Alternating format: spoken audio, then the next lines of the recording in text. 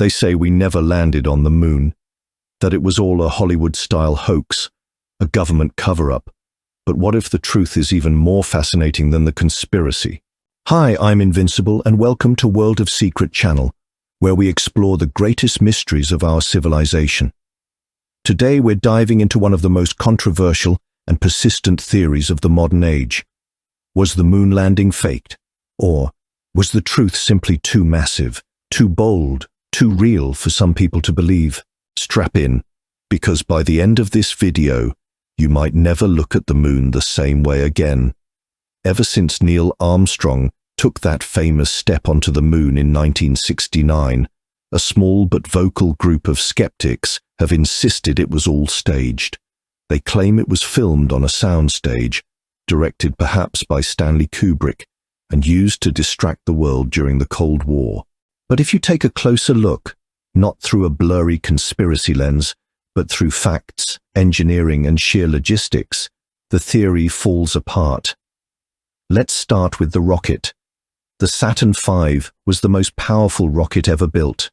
It stood over 100 meters tall and produced more than 7.5 million pounds of thrust.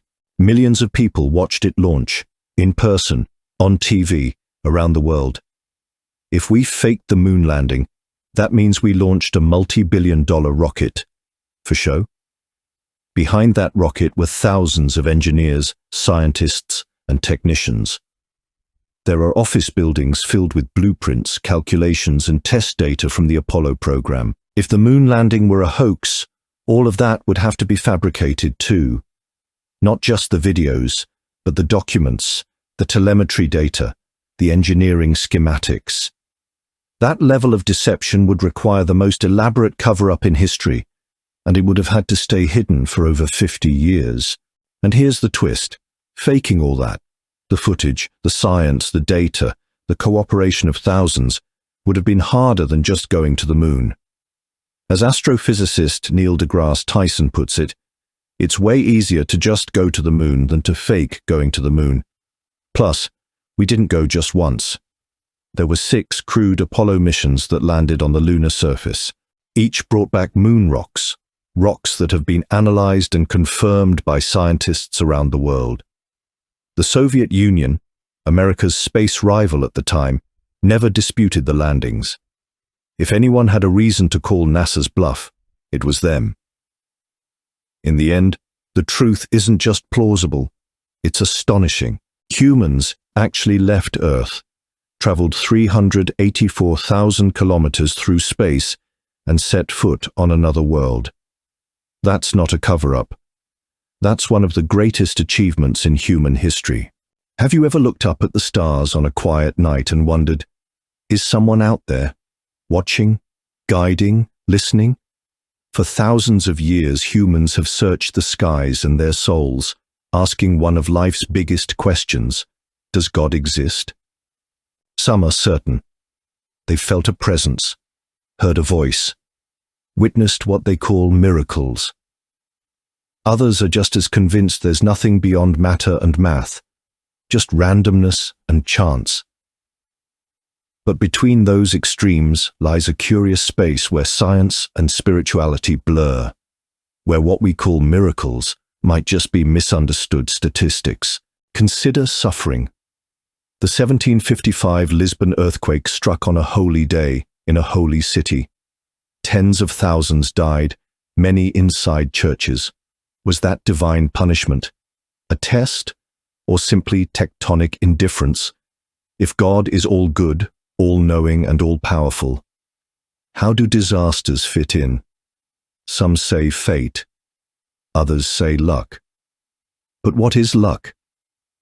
Try this. Line up 1,000 people, give them each a coin, flip. Heads, they stay. Tails, they sit. After 10 rounds, one person remains, 10 heads in a row. It feels like destiny. I knew it, they might say. But statistically, someone had to win. Every time you run the game, someone does. The mystery isn't the result. It's how we interpret it. Humans crave meaning. When rare, good things happen, we whisper, "Someone must be watching over me." but maybe. We just don't fully grasp probability. Still, belief has its beauty. Some say God is the laws of physics, not a person, but a presence. Not listening to prayers, but allowing stars to burn and coins to fall. So ask yourself, is it faith or just a flip? It begins quietly. A chess-playing machine, a voice assistant that knows your name, an algorithm that finishes your sentences or predicts your next move better than you can. Artificial intelligence is no longer science fiction. It's here. And while its brilliance amazes us, a quiet fear lingers. What happens when it no longer needs us? Experts, coders, ethicists, engineers aren't sleeping easy.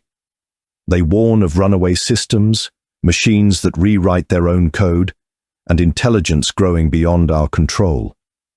The danger doesn't arrive in chaos, but in silent efficiency. Still, astrophysicist Neil deGrasse Tyson offers perspective. Every breakthrough begins as a tool. Robots didn't destroy us, they built better cars.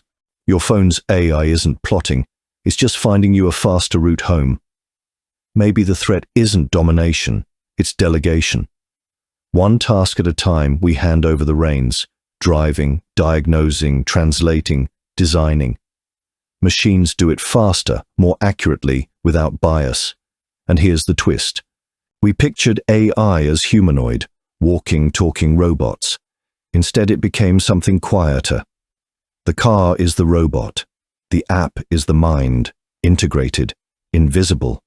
Imagine a future where AI doesn't conquer by force, but by becoming indispensable. Hospitals, schools, economies, all managed by machines. Not through rebellion, but because we stepped aside. Tyson jokes that if AI surpasses us, it might treat us like pets. But what if it doesn't? What if it simply forgets us? No rage, no war, just apathy. In a world built on logic, would humanity, messy, emotional, unpredictable, still matter? So, is AI our greatest invention, or the beginning of our quiet extinction? The future isn't waiting. It's already learning, and we're the experiment.